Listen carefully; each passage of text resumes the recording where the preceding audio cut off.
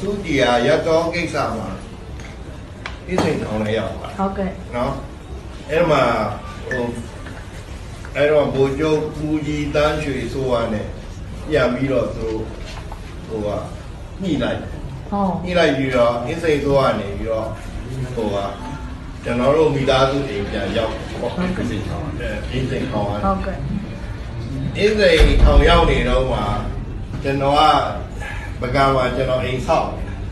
အဲ့တော့ကျွန်တော်ကို၄ဇောင်လောက်တက်တဲ့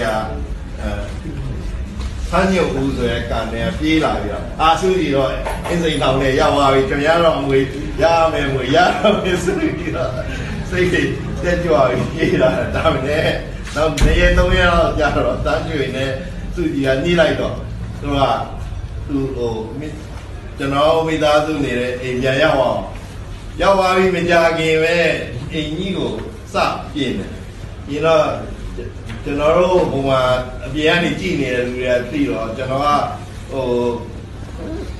ဟိုတယ်ကပါလေဟိုနေကအေးကန်ကြီးကအေးကန်နေဟိုပေးလိုက်ကြည့်လိုက်တယ်ဟိုမင်္ဂလာဆောင်နေလုပ်တဲ့ဟာဘာဟောတယ်လဲအေးလေးမဟုတ်ဘူးထရိဒါမဟုတ်လေအေးကန်ကဘယ်လိုထရိဒါလဲစီလုံးနာဟောနေကျွန်တော်တက်ပြီးဇူးနဲ့ရိုက်တော့ဟိုအိမ်ဆောင်နေတဲ့ဟာတွေကအကုန်လုံးတော့ပုံနဲ့ပေးလိုက်တယ်တောက်ပုံနဲ့ပေးလိုက်တော့ကျွန်တော်ကအဲ့ဒါကိုတေချာကန့်ကွက်တဲ့ဟာတရားသူကြီးကိုပေးလိုက်တယ်အဲ့တော့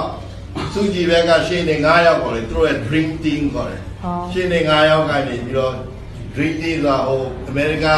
O.J. Simpson case ကလည်းအဲ့လိုရှင်းနေ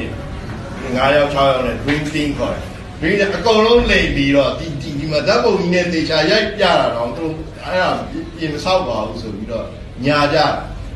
ပြီးတော့တရားသူကြီးက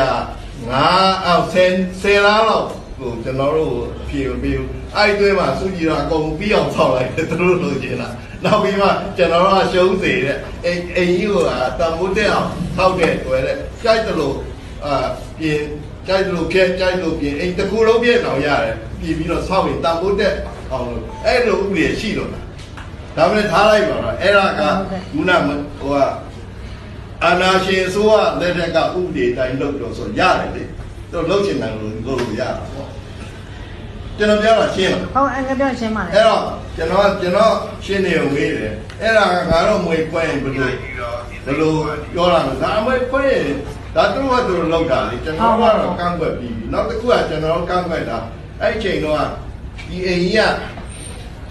ဒီတမိုင်းဝင်ပြတ်တိုက်ဖြစ်ဖို့အလားအလာရှိတယ်ဆိုတော့ဘာမှမဖြတ်ဖို့ငကိုပင်ရေးထားဖို့ဆိုတာမလိုဘူးတဲ့အဲ့ဒါတွေမလိုအခုကျတော့လိုပြန်ပြီလို့သူတို့ကလိုတဲ့အခါမှာတမျိုးမလိုတဲ့အခါမှာစိတ်ကလေးကိုလှုပ်ကျင်တာရှောက်